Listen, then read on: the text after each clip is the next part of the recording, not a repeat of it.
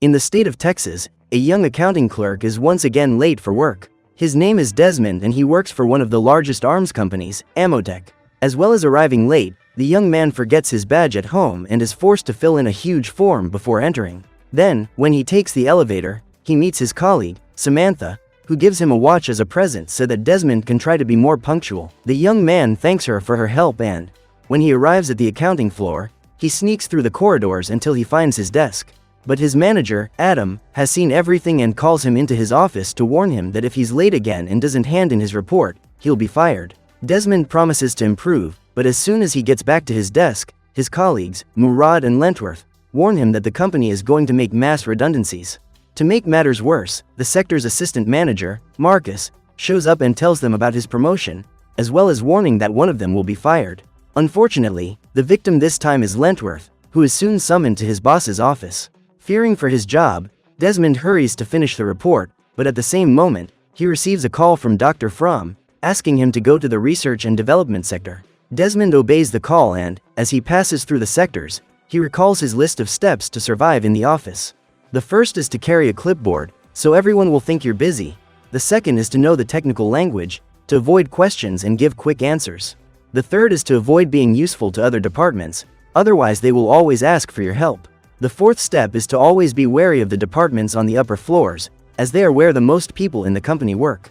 Minutes later, Desmond arrives in the research sector and sees the doctor testing a new suit of combat armor.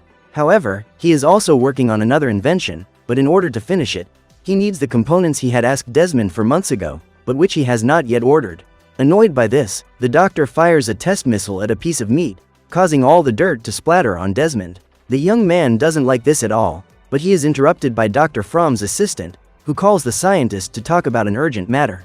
Desmond tries to hear what they are saying, but the doctor tells him to get back to work and closes the door to the room. After that, the young man returns to his desk, but instead of working, he decides to go ahead with the last step on the list, setting up his own business during working hours. Desmond is developing a computer game as a plan B in case he gets fired. Even so, he remains bored with the office routine and tries to convince Murad to do something different, like ordering a pizza or making fun of the other sectors. However, his colleague, who needs the job, refuses the invitation and asks why Desmond doesn't resign, since he can't stand the work. The young man tries to explain himself, but Murad suspects that he's only staying at Amotech so as not to be away from Samantha. When he hears this, Desmond shrugs it off, saying that the two are just friends and that he doesn't want a serious relationship right now. The conversation continues until all the employees are summoned to a surprise seminar in the auditorium. Before leaving, Desmond meets Samantha again and she immediately sets the alarm on the watch she gave him, fearing that he will be late again. Then they all go to the seminar, which will be given by Franklin, the owner of Amotech. At this event, the boss presents a new product that will be manufactured by the company, an energy drink called Zolt. He has brought a whole batch of the new drink to give to the employees, but Desmond doesn't have time to drink it, as he needs to finish his report. He then leaves the seminary and goes to his apartment, where he meets his roommates, Fred and Sam. They invite him to play Mario Kart, but Desmond refuses, as he needs to secure his job so he can pay his bills. However, when his dog turns up dressed as Yoshi, he quickly changes his mind. The group then starts the game, but instead of a video game race, they play a real match, using shopping carts as vehicles. The competition is fierce, but Desmond ends up the winner and goes back to his computer to finish his work. The next morning, he wakes up believing that the report is ready, but the program shows that almost 2,000 words of the text have been typed with grammatical errors. If that wasn't bad enough, as soon as he arrives at the company reception, he realizes that he's forgotten his badge again. However, as the doorman isn't in the booth, Desmond manages to get in and runs to his office, without noticing that the receptionist is lying lifeless on the desk with a cup stuck to the back of his head. The situation only gets more bizarre when he passes through the corridors, stained red and with eliminated employees on the floor. Even so, Desmond is so preoccupied with the report that he doesn't notice any of this and, in order not to waste any more time, he prints everything out, even with the mistakes. Seconds later, manager Adam calls him into his office and, arriving there, Desmond sees the energy drink from Franklin's presentation on the table. And when he looks across the table, he finds one of the supervisors, knocked out by dozens of pencils stuck in his back. Frightened, the young man asks what happened and his boss tells him that he has eliminated him because he makes too many mistakes at work. He is determined to make his sector the most efficient in the company, but as soon as he starts reading Desmond's error-filled report, the manager freaks out and makes the young man his next target. Then, in an unexpected attack, Adam throws Desmond against the door, knocking him across the room. The noise makes the other employees get up from their desks in a rage and look strange, as if veins were popping out of their skin. Immediately afterwards, everyone runs towards Desmond, who runs out into the corridor and hides in one of the rooms. There, he finds another of his colleagues working and asks what happened, but he just says he has to finish his work and takes another sip of Zolt.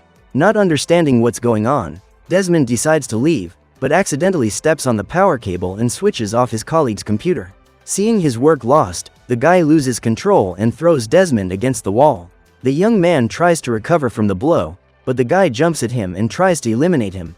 Unable to breathe, Desmond looks for something to defend himself and finds a clipboard, which he uses to hit his colleague in the head. To his misfortune, the clipboard splits into two parts and he falls with his neck on top of one of them, being instantly eliminated. Stunned by this, Desmond calls an attendant and asks her to call the police. However, before she can do so, the woman is hit on the head by her colleague, who has also taken the energy drink. Unable to call for help, Desmond thinks of a way to escape and observes his colleagues, who seem to attack whenever anyone interferes with their work. So, to escape the infected, he follows his first step and arms himself with another clipboard, making it look like he's very busy. As he passes through the corridors, he sees the marketing team practicing throws, using the head of one of their colleagues as a ball. When they see Desmond, they demand a slogan suggestion for Zolt's campaign, even though it goes against his rule. The young man decides to help the sector with an idea that is well received by everyone and they let him go ahead. After this, Desmond runs to the stairs, but when the alarm on his watch goes off, he remembers that Samantha must be in the building. He then runs to her office and finds the girl apparently fine, but she has a can of Zolt on the table and has taken half of it. Even so, the young man calls out to her to get away, but as soon as he grabs her arm, Samantha is overcome by the effects of the drink and attacks him. Desmond tries to defend himself, but his colleague is stronger than before and throws him towards the table. Finally, she tries to eliminate him with her bare hands, but the young man finds a book near the table and uses it to knock her out. He then ties Samantha to a trolley using adhesive tape and, when she wakes up, she says she can't remember what happened. However, there is no time to explain and Desmond hurries to get her to safety. The two of them hide in a utility room, only to find Murad inside, who tries to attack Desmond by surprise, but he manages to catch him in the cupboard. Fortunately, Murad isn't infected, as he was fasting for a week and didn't take the energy drink. The three of them decide to run away, but on the other side of the door, they see the accounting team, led by Adam, confronting Bob, the leader of the marketing group. The two argue about who is best suited to run the company and Bob challenges Adam by throwing a can of Zolt at him. However, the guy catches it in the air and, with his strength, he creates a kind of boomerang and throws it at Bob's neck, removing his head. Seeing that the situation is more serious than they imagined, the trio wait for Adam and his group to leave and run towards the stairs. But when they get there, they are surrounded by infected employees, who attack each other as if they were zombies. The trio then flee to another room and Desmond has the idea of them trying to escape by climbing out of the window. To do this, he throws a printer into the passage, but this ends up activating the security system, causing the building to be sealed off by impenetrable metal plates. Now, the only way to disable security and escape from the building is to get the access code that only the boss has. The problem is that in order to get to him, the three of them will have to go through all the other sectors of the company, which are probably infected with the energy drink. Even so, the three go ahead and, in the first sector, they pretend to be infected in order to pass safely by their colleagues. The plan works and they reach the end of the corridor, where Helen, Adam's secretary, is waiting for them. The lady has also been infected by Zolt, so Desmond takes a vase and hits the old woman in the face, who falls to the ground. His friends scold him for overreacting, but as soon as they turn their attention to Helen, she has disappeared. Seconds later, the old woman appears behind Murad and tries to bite him, but he manages to escape, causing her to hit her head on the wall. With this problem solved, the group heads to the Human Resources Department, which is surrounded by angry female employees. At the same moment, Lentworth appears in the office, taking his things from the desk and asking about his severance pay. However, when he sees the destroyed body of one of the employees on the floor, Lentworth is startled and drops the box containing his belongings. This attitude arouses the fury of the RH employees, who prepare to finish him off right there. Desmond goes into the next room and uses the radio to send a message to the employees, telling them to go into the other room for a meeting. The idea seems to have worked, but the man gets carried away talking on the radio and the infected soon realize that it's all just a hoax. The situation becomes increasingly critical, but Samantha decides to help and tells the employees that their supervisor has spread a lot of gossip about them throughout the office. After this, the young woman orders everyone to attack the boss, and the employees, overcome with fury, set out to eliminate the supervisor. Thanks to this, the way is clear to the next sector, but it is surrounded by the company's most dangerous employees, the salespeople. Despite this, there is no other way to the boss's room, so Desmond and Murad go to the storeroom and look for items they can use as weapons. Inside, they assemble makeshift spears from broomsticks, protective armor from reams of paper, and prepare for the confrontation. But before they go, Samantha asks them to let her go, because they'll need all the help they can get past the sales department. Unsure about this, Desmond releases her and the four of them go to the room to confront the infected. Desmond still tries to ask them to let him pass peacefully, but the vendors won't allow it and advance against the invaders. The quartet then advances against their opponents and a chaotic fight begins, with Desmond using his agility to dodge the attacks and strike the infected. On the other hand, Lentworth isn't as agile as his colleague, but he manages to finish off his enemies using his sharp spears. As for Murad, being a pacifist, he doesn't want to attack anyone, but by accident, he ends up eliminating the infected who approach him, using his scissors. Finally, Samantha takes advantage of Zolt's effect and attacks the monsters with quick blows, but all this effort is starting to get to her. With all their opponents eliminated, the group makes their way to Franklin's room, but he refuses to open it, believing that they were also infected. What he didn't count on was that the janitor opened the door to take out the garbage, leaving the way clear for the group to enter. The four then make their way to Franklin's office, who tries to explain himself, but Desmond demands to know what happened to the employees and what Zolt is made of. After calming down, the boss said that the energy drink had been created for the army, to keep the soldiers focused and agile in combat. However, the first batch of the product was flawed and Franklin had ordered it to be discarded. However, Dr. Fromm's assistant gave them to the employees as a form of revenge on his boss. Thanks to this, they were all infected and now fight to the end like zombies against anyone who interferes with their productivity at work. Now that he knows the truth, Desmond demands that Franklin find a way to reverse the situation and save Samantha, who is feeling worse and worse. However, the boss says that only Dr. Fromm knows the Zolt formula and only he can find a way to create an antidote. Desmond then decides to look for him in the lab, but before he can go, Adam and his legion of infected appear on the other side of the room. Through the intercom, he demands that Franklin disable the building's security system, otherwise they'll break into the room and eliminate everyone inside. The boss, however, takes advantage, saying that the doors are made of impenetrable metal and there's no way in. The problem is that the man only paid for the protection on the doors, but forgot about the walls, which are only made of wood. When Adam hears this, he orders his men to break down the walls with their axes and in no time, they'll be in. Desmond and Murad rush to set up a barricade, but soon come across Lentworth, holding a can of Zolt. The old man says that, in order to keep his job and support his family, he is willing to take the drink and join the group of infected. However, instead of being welcomed by them, the man is axed in the stomach and pulled out of the room. After that, the infected start to invade and Desmond and Murad run to Franklin's room, who doesn't intend to give up without a fight. Armed with his shotgun, he fires at the zombies coming through the door and, surprising everyone, he manages to keep up the fight without difficulty. However, when one of the infected surrenders him at the table, Desmond rushes to help him and hits him over the head with the phone. Thanks to this help, Franklin manages to get back on his feet, but he is surprised by an axe from Adam, who removes his hand. He then takes Franklin's shotgun and destroys the boss head with one shot, thus becoming the new head of Amotech. What's more, now that he has Franklin's hand, he can deactivate the security system and leave the building to begin his plan for world domination. With no chance of escaping this situation, Desmond tries to propose a truce, saying that he is resigning from his job. However, the villain doesn't accept the request and orders his infected to finish off his subordinate. Desmond quickly picks up the shotgun and aims it at his opponents, but there is only one bullet left in the gun.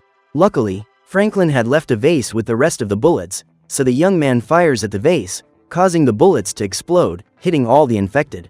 Desmond manages to escape this problem, but another arises when Samantha starts to feel sick from the effects of the Zolt. The two friends take her to the laboratory and, fortunately, Dr. Fromm is still alive, but Desmond blames him for everything that has happened. In his defense, the doctor says that the young man was also responsible for not ordering the components he requested. Because of this, the doctor was forced to use different substances, which resulted in the contaminated batch of energy drink. Even so, the doctor says that it is possible to save Samantha, because as she took a small dose of Zolt, there is a chance of reversing the effects. However, they need to create a cure within 30 minutes, Otherwise, the substance will irreversibly compromise her brain. Desmond doesn't intend to let this happen and asks what the doctor needs to make the antidote. He then shows him that there are the necessary components in the company's warehouse, but the place is surrounded by Adam and his infected. Desmond and Murad decide to take them on, but this time they need real weapons. So the pair go to the factory museum and pick up various pieces of equipment and even a flamethrower for the final battle. When they arrive at the warehouse, the two find the box containing the antidote components. However, Adam sees the pair on the security cameras and sends his army of infected after them. Desmond then throws the landmines at the infected, hoping that one of them will explode, but it's no use. The enemies get closer and closer, prompting Murad to activate his flamethrower and fire from all sides. With this, he manages to keep the infected at bay, but Murad gets too carried away and unloads all the flammable liquid.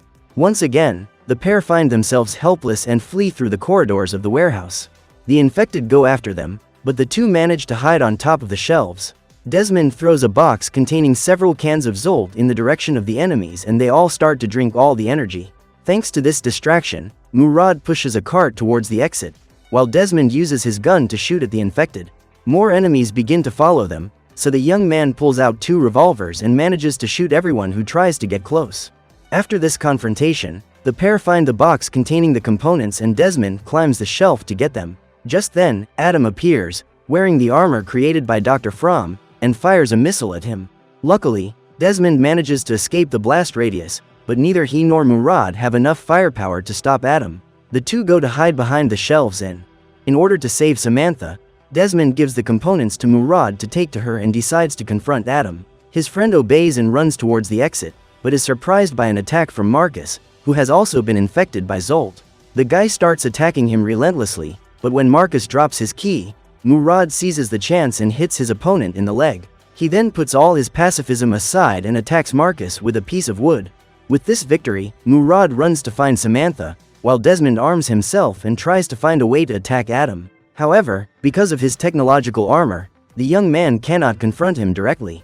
Instead, he begins to provoke Adam with insults and lures him down the wrong path. The villain ends up falling into the trap and Desmond takes the opportunity to escape, but is stopped by one of the infected, who begins to squeeze him against the wall. Adam soon realizes he's been tricked and goes to where Desmond is, arming his missile launcher to deal him the final blow. All seems lost, but a missile hits Adam's armor, leaving him stunned. The shooter was Samantha, who had returned to help Desmond, now completely cured of the energy drink. Despite this, Adam manages to recover from the blow and, using one of Marcus's arms, he powers up the machine, which regains all its energy. With a practically invincible enemy, Desmond, Samantha and Murad rush out of the building, scattering explosives on every floor. Finally, they arrive at the Amotech Museum, but Adam appears soon after, preparing his weapons to eliminate the 3 of them. Seeing the villain approaching, Desmond tries to set off the explosives, but the 3 have forgotten to set the detonators. Then, as a last resort, Desmond throws the last remaining landmine and drops it right under Adam's feet. The villain, without realizing it, ends up stepping on and detonating the mine, generating a chain reaction that blows up the entire Amotech building. The trio narrowly escape the explosion and make it through the gates of Amotech, being the only survivors of the disaster. After this bizarre experience, Desmond decides not to waste any more time and declares his true feelings to Samantha. The young woman says she feels the same way and the two finally kiss. Now that they're together, Desmond takes the opportunity to show his girlfriend his game project, while the police surround the place to control the situation. So what did you think of this movie? Leave it in the comments below.